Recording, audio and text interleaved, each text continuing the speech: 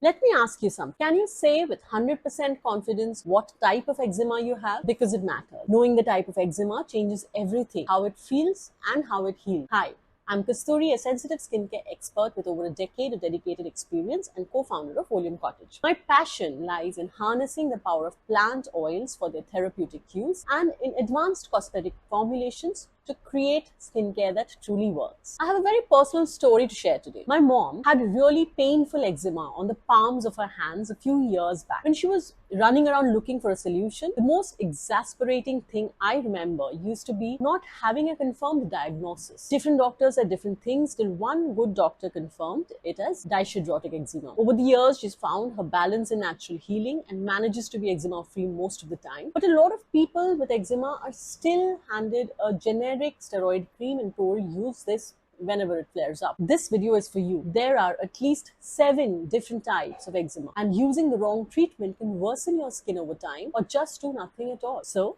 if you've ever wondered why your skin doesn't respond or why flare-ups keep coming back, let's dig into what type of eczema you really have and what to do about it. So here are the main types of eczema and how to tell which one might be yours. 1. Atopic dermatitis. The most common type. It's chronic, usually starts in childhood. If your eczema shows up as dry, red, scaly patches, especially behind the knees, on elbows or the neck, and it flares up during stress, winter or after certain foods, it could be atopic dermatitis. This type often runs in families and is closely tied to allergies, asthma and hay fever, and this is what doctors call the atopic triad. Typical triggers include dust mites, dairy, wheat, stress, harsh soaps, cold weather, and the root issue is a weakened skin barrier that lets allergens and microbes in and moisture out. The second kind is contact dermatitis, caused by direct skin exposure to a trigger or an allergen. If you notice that a certain soap, a perfume, a watch strap, or even detergent causes red itchy rashes, especially where it touches your skin, you're likely dealing with contact dermatitis. This comes in 2 forms. Allergic contact dermatitis, where your immune system overreacts to a substance like nickel or fragrance, or irritant contact dermatitis from repeated exposure to drying agents like sanitizer or cleaning products. Common culprits include fragrance, nickel, latex, cleaning agents, hair dyes. Root issue is external irritants or allergens disrupting or inflaming the skin. The third kind is dihydrotic eczema. Itchy, fluid-filled blisters, usually on hands and feet. This one is painful and tricky.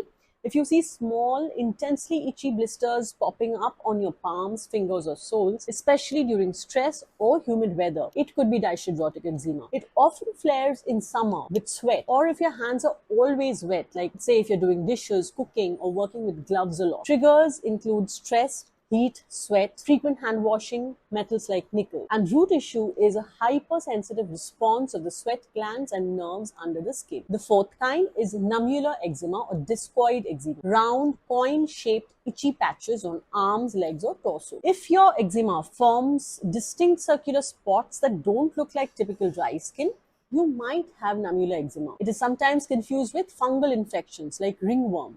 But this is an inflammatory skin condition. It's not an infection. These patches can ooze, crust, and leave dark scars behind, and they often show up in winter or after a skin injury. Triggers are dry skin, cold weather, insect bites, minor skin trauma. Root issue is an impaired skin barrier and environmental exposure in predisposed individuals. Fifth kind, seborrheic dermatitis. Greasy, scaly, inflamed skin on scalp, eyebrows, ears, and sides of nose. If your eczema affects the scalp or oily parts of your face, especially with flaking, itching, and redness, it's likely seborrheic dermatitis. This is what people often call cradle cap in babies and dandruff in adults. It's linked to yeast overgrowth on the skin and excess sebum production. Triggers include stress, cold or dry weather, hormonal changes, poor sleep. Root issue is an overreaction to Malassezia yeast on the skin and also oil imbalance. The sixth kind is statice dermatitis or venous eczema. Swelling, redness and dryness on lower legs, especially in older adults. If your lower legs are often swollen, discolored, itchy or weeping fluid, you might be dealing with status eczema. This is often seen in people with poor blood circulation, those with varicose veins, or after sitting or standing for long hours. The skin becomes thin, inflamed, and prone to ulcers. Triggers include standing or sitting for long hours, poor circulation, varicose veins. Root issue is fluid leakage and inflammation caused by weak veins and poor or sluggish lymphatic return, leading to fluid buildup and toxin accumulation. The seventh kind is a neurodermatitis, or lichen simplex chronicus. Starts with an itch and ends in thickened, leathery skin from chronic scratching. This one is deeply psychological and neurological. It begins with an itch, often due to stress or anxiety, and the scratching makes it worse. Over time, the skin thickens, darkens, and becomes even more itchy. It usually shows up on the neck, wrists, ankles, or genitals. Triggers include stress, anxiety, nervous habits, bug bites, existing eczema. Root issue is nerve-driven itch-scratch cycle that rewires how your skin feels sensations. Okay, so you might be thinking, great, but how does this change anything? Here's how. Every type of eczema has different root causes and needs a different treatment strategy.